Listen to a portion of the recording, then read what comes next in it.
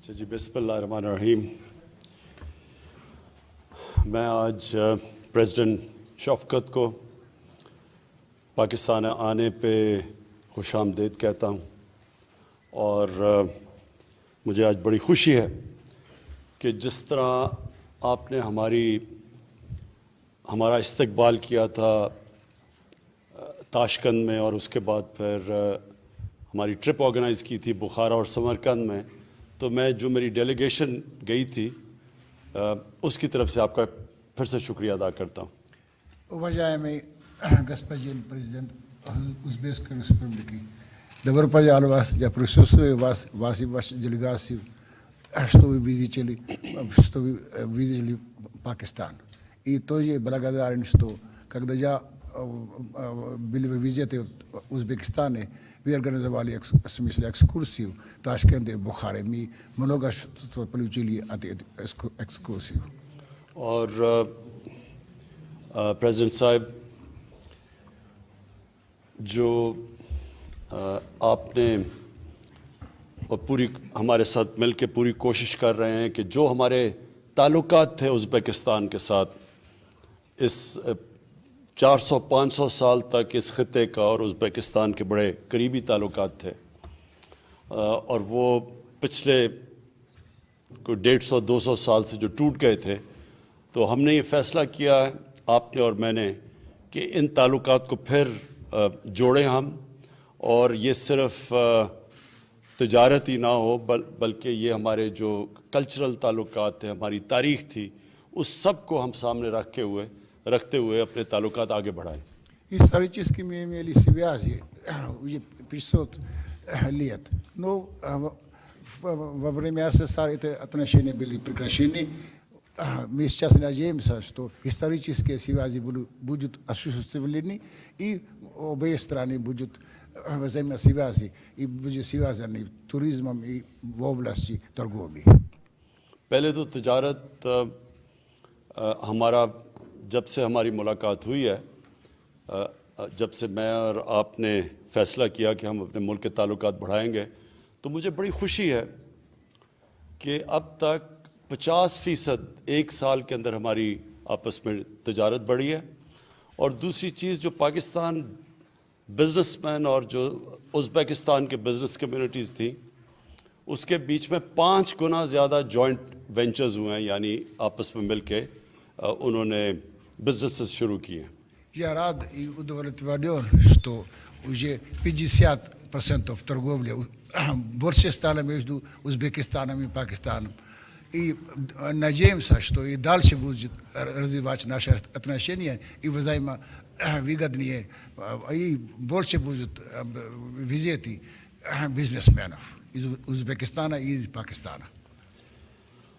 और कल भी मुलाकात है हमारी, कल भी हुई बिजनेसेस के साथ पाकिस्तानी बिजनेसेस, और आपकी मुलाकातें आपकी उज़्बेकिस्तान की जो बिज़नेस कम्युनिटी थी, और इंशाल्लाह कल ये आगे फिर भी मीटिंग्स हैं जो मैं और आप अटेंड करेंगे. Вчера встречались бизнесмены обеих стран и разделили мнение, и завтра тоже будут еще раз встречаться и будут подписаны многие договоры. आपने जो अभी मुझे शुक्रिया अदा करना था, जो किताब आपने प्रेजेंट की, जिसमें आपने ख़ुद इंटरेस्ट लेके कि उज़्बेकिस्तान की ज़बान में और उर्दू में कितने ज़्यादा लफ्ज़ मिलते जुलते हैं, तकरीबन मेरे ख़्याल में आपने अभी जो मुझे किताब दी थी, हाँ, 3,000 एक हमारे एक ही उर्दू में और उज़्बेकिस्तान में वो जो मिलते हैं एक दूसरे से, तो मैं उसका भी आपका शुक्रिया अदा करता हूँ, क्योंकि हमने यही नहीं सिर्फ फ़ैसला किया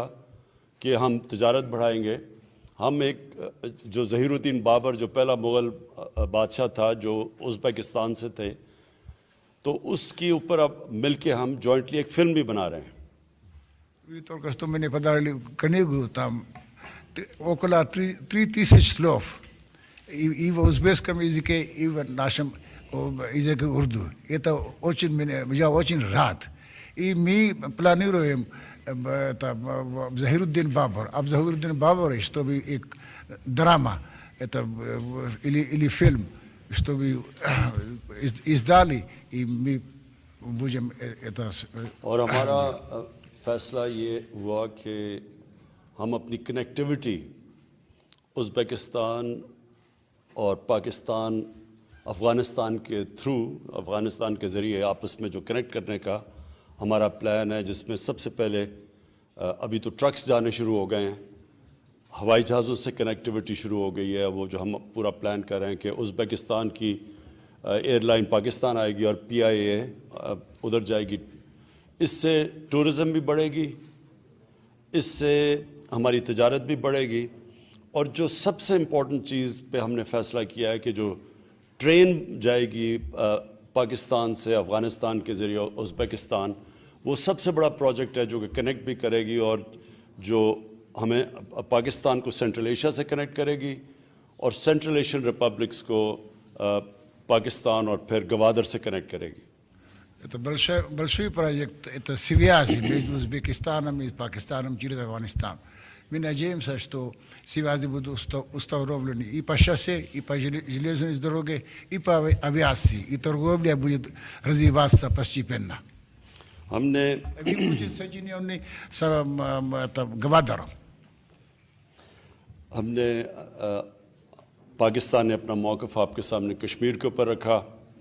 हमारे ख़्याल में कि जो कश्मीर में हो रहा है वो बहुत बड़ा जुल्म है, इंटरनेशनल लॉज़ की वायलेशन है, यूनाइटेड नेशंस की सिक्योरिटी काउंसिल की वायलेशन है, और हम चाहते हैं कि इंटरनेशनल कम्युनिटी उसके ऊपर उसी तरह इन्फोर्स करे इंटरनेशनल लॉ जो यूनाइटेड नेशंस को करना चाहिए। Кашмирский еще очень важный вопрос. Кашмирский вопрос очень важен для Пакистана. А мы надеемся, что Узбекистан будет все сделать, чтобы эта резолюция Совета Безопасности была осуществлена, и международное сообщество поддержало Пакистана. और आखिर में मिस्टर प्रेसिडेंट, इस्लामोफोबिया के ऊपर उज़्बेकिस्तान और पाकिस्तान का एक ही मौक़िफ़ है कि ये जो फ्रीडम ऑफ स्पीच के नाम पे हमारे नबी सल्लल्लाहु अलैहि वसल्लम की शान में गुस्ताखी करते हैं, उसके ऊपर एक मुसलमान मुल्कों को मिल के कैंपेन करनी चाहिए। और मैं अभी भी जो हमने कैंपेन की, जिसमें पाकिस्तान, मुझे बड़ा फ़ख्र, हमने लीड किया वो कैंपेन, कि दो मगरबी ममालिक के सरबराहों ने इस चीज़ को हमारे मौक़िफ़ को के साथ बिल्कुल उन्होंने एग्री किया है कि आप फ्रीडम ऑफ स्पीच के नाम पे नबी सल्लल्लाहु अलैहि वसल्लम की शान में गुस्ताखी नहीं कर सकते। एक प्रेसिडेंट पुतिन और दूसरा कनाडा के जस्टिन ट्रूडो, दोनों ने स्टेटमेंट्स दिए हैं इस चीज़ के ऊपर कि ये जो अब तक फ्रीडम ऑफ स्पीच के नाम पे मुसलमानों को तकलीफ़ पहुँचाई जाती थी, तो आप और हमारा दोनों का इस चीज़ के ऊपर एक ही मौक़िफ़ है। Мы имеем общее, в смысле, мнение, взгляды, что касается исламофобии. И я недавно президент Путин и премьер-министр Канады тоже сказал, что которая идет, в смысле, там, пропаганда против ислама. Мы соединены будем делать все то, чтобы в смысле это решать эту проблему. और मैं सिर्फ अफ़गानिस्तान से आखिर में ख़त्म करना चाहता हूँ अपनी बात कि ये जो कनेक्टिविटी होगी पाकिस्तान से, अफ़गानिस्तान से, उज़्बेकिस्तान और फिर आगे, इससे सिर्फ यही नहीं फ़ायदा होगा पाकिस्तान को, इसका उज़्बेकिस्तान को सिर्फ फ़ायदा नहीं होगा, इसका अफ़गानिस्तान के लोगों को बहुत फ़ायदा होगा। जिन लोगों ने 40 साल एक बड़ा मुश्किल वक्त देखा है और अब अफ़गानिस्तान में कम से कम अमन है, तो एक तो उसके लिए हम पूरी कोशिश करेंगे। हमने फ़ैसला किया है कि हम किसी तरह ये जो अफ़गानिस्तान का पैसा इन्होंने फ्रीज़ किया हुआ है, जिसकी वजह से वहाँ बहुत पहले लोग मुश्किल में थे और मुश्किलात में इजाफ़ा है, तो हम लॉबी करेंगे उसके ऊपर। और फिर अफ़गानिस्तान और सारे जो इलाके के लोग हैं उन सब से मिल के वो तय करेंगे कि वो क्या कंडीशंस हैं जिनकी वजह से अफ़गानिस्तान को रिकग्निशन मिल सकती है, वो क्या चीज़ अफ़गानिस्तान करेगा कि वो उनको दुनिया रिकग्नाइज़ करेगी। तो वो हमने फ़ैसला किया है, हम मिल के इसकी कैंपेन करेंगे।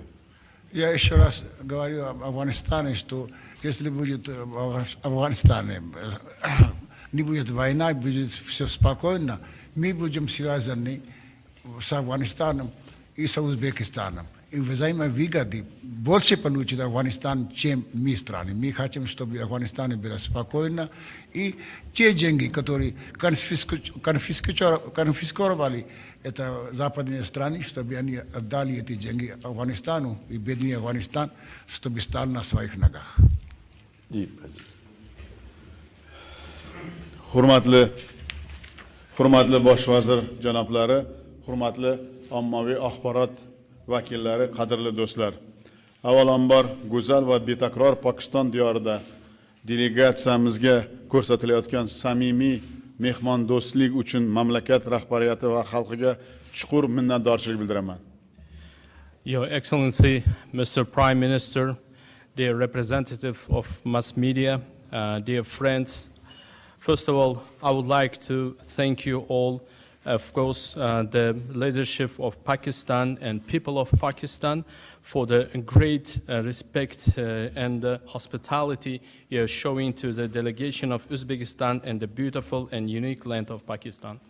Fursatdan foydalanib, barchangizni yaqinlashib kelayotgan Pokiston kuni bayrami bilan yana bir marta chin qalbimdan qizg'in tabriklayman.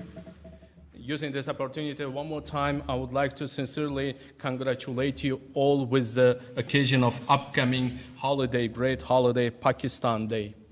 Davlatingiz siyosiy, ijtimoiy, iqtisodiy va madaniy sohalarda erishilgan yutuqlaridan, uning jahonda ortib borayotgan nufuzi va obro'sidan do'st sifatida biz benihoyat xursandmiz. As a friend of Pakistan, we are very glad to acknowledge the great achievements your country is achieving in the areas of political development, social, economical development, and cultural development. Ochig'ini aytaman, ushbu tashrifimiz anchadan burun kutilgan edi, lekin pandemiya cho'zilgani sababli biz bu tarixiy uchrashuvimizga nihoyatda puxta tayyorgarlik ko'rganimiz uchun bugungi kunga nasib qildi va bu voqea diplomatik munosabatlarimiz o'rnatilganining qutlug' 30 yilligi arafasida bo'layotgani ham alohida ahamiyatga egadir. In fact, I would like to honestly acknowledge that this visit was long awaited, and we have been actually planning this visit for quite a long time, but because of the pandemic situation, it took a little longer, but during that time, we decided to get ready to prepare ourselves to this visit in order to make all the necessary steps.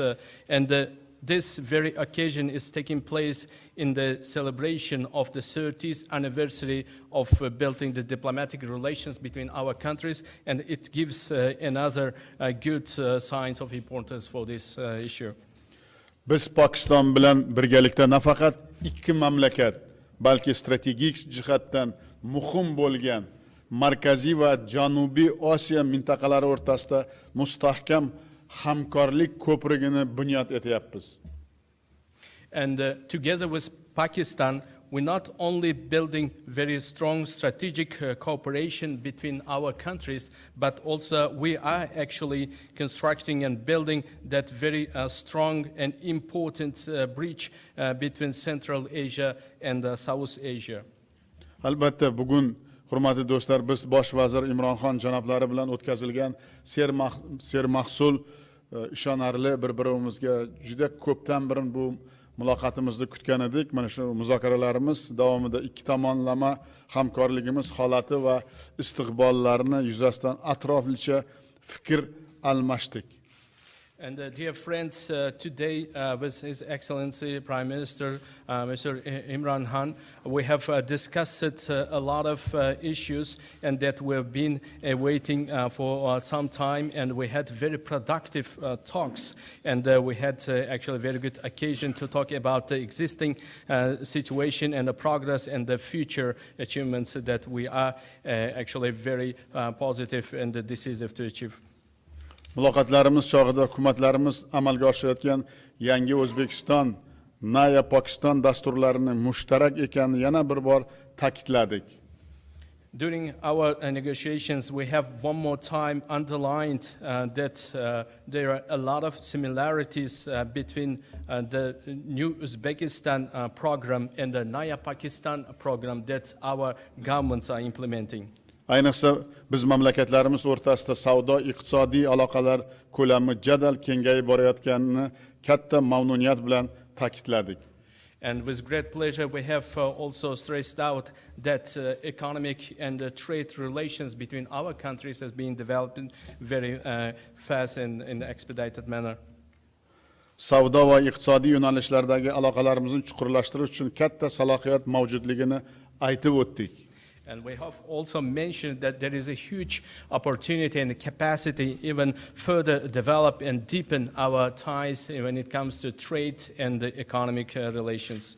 Xususan bugun imtiyozli savdo to'g'risidagi bitimning imzolangani yuk tashuvchilarning tashuvlarning boshlanayotgani o'zaro manfaatli hamkorligimiz yo'lida yangi qadamlar bo'ldi.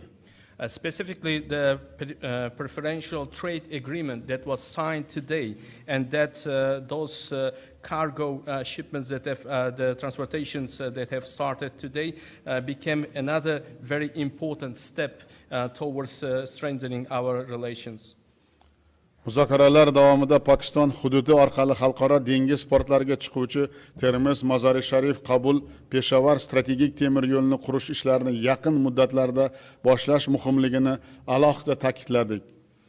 And we have especially pointed out that it is very important to start the work aimed at building the railway, Termiz, Mazar-i Sharif, Kabul, Peshawar railway that will link us to the seaports, international seaports of Pakistan. And this is very important to start that work very in the near future.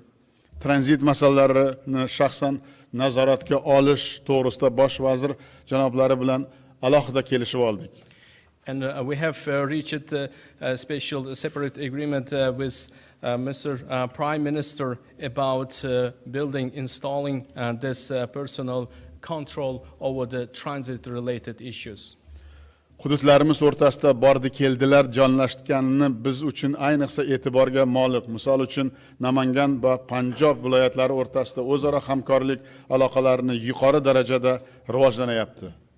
And it is very important for us as well that our regions are building connections and ties between themselves. And for example, there is building new relations between Namangan region of Uzbekistan and Punjab province of Pakistan, which is a very good new level of development. Biz mintaqaviy xavfsizlikni ta'minlash va Afg'onistondagi bugungi vaziyat yuzasidan batafsil fikr almashdik.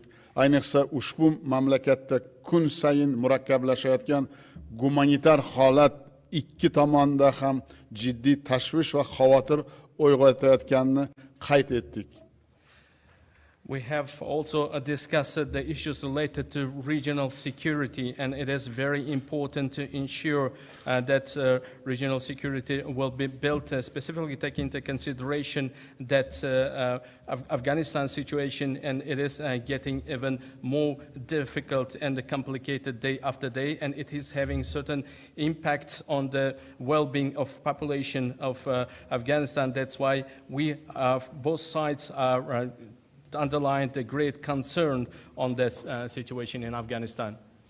Biz xalqaro hamjamiyatni Afg'onistonga insonparvarlik ko'magini ko'rsatishga e'tiborni yanada kuchaytirishga chaqiramiz. And we will call international community to pay even greater attention to providing humanitarian aid and assistance to Afghanistan.